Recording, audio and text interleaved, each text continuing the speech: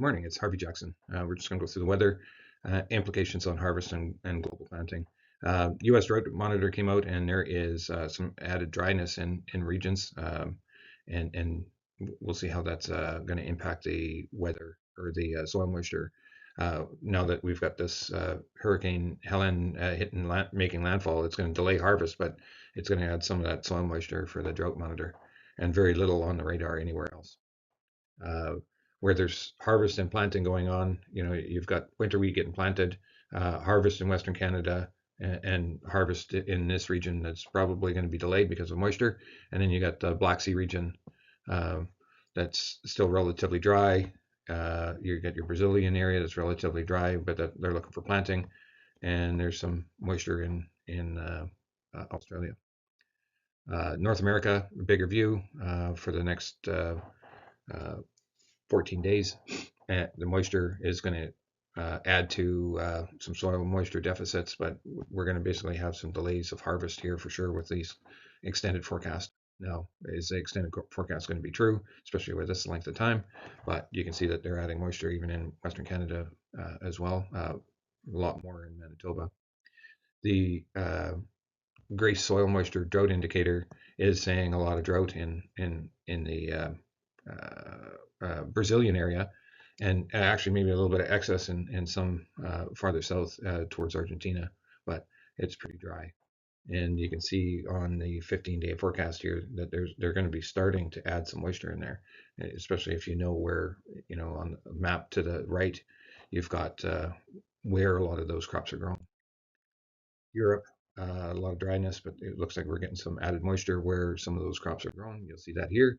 Yeah, and I didn't include the Ukraine, but this is where a lot of the winter wheat is getting planted, and you can see how that relates for the next 15 days. It's going to have a little bit of moisture. So if there's any delays in planting the winter greens, being rapeseed and winter wheat, looks like they're going to get a little bit of moisture in this 15-day forecast. Australia, there's some rain in some parts of Australia where it's wet, actually probably a higher degree of wetness that we've seen in some time, but it's dry in some areas here too. And you look at where that crop is grown, and if you remember the previous map, it's pretty dry, but and then it's drying out in some of those other regions. So let's just have a quick look at what the markets are doing. Canola down 9.5 to 9, rapeseed down, soybean oil down at half a cent, palm oil down 93 ringgit. Crude oil is basically flat at 67.77.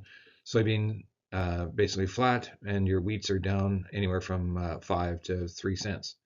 Oats up, but we'll have a look at that. So just a broader look at where this market has moved, and you can see that we broke this trend line.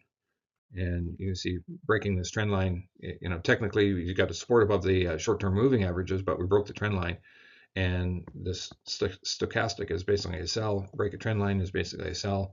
Am I concerned as of right now? No, but it's something just to pay attention to for sure. So if you look at rapeseed, it was the same.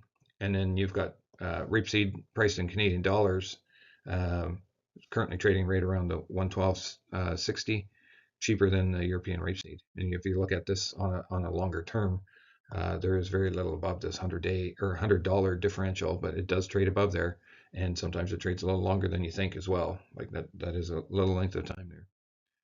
Soybean oil broke the trend line. It's a sell signal as well. And of course you can just shift your trend line down, but we'll have to see how this actually continues to trade. When you got palm oil, whether it broke the trend line or not, it would depend on how you draw this out, but a little bit more supportive for the palm oil. Soybeans, the same thing. You can build a channel around the soybean trade. So it's been bouncing around in this channel and on its way up. Now, will it stay in this channel when we get our USDA report on Monday? Crude oil broke the trend line a couple of days ago. I can maybe move this out, but this was a sell here. And it looks like there's going to be some production coming back online from OPEC and other countries that are not part of OPEC are still going to be putting out production. So we'll have to see if those will continue to push this crude oil down. Ultimately, it's not a terrible thing if it does. So Canadian dollar actually trading towards the top end of this range, still quite high. but it still has a bigger range to trade higher if it wanted to. But we'll have to see how that currency basket compares to everybody else. There's been lots of currency plays out there. China with their stimulus package and adding to it the last couple of days, and everybody's decreasing interest rates as inflation seems to be hurting some of these countries, especially China. Let's have a look at wheat, basically sideways channel.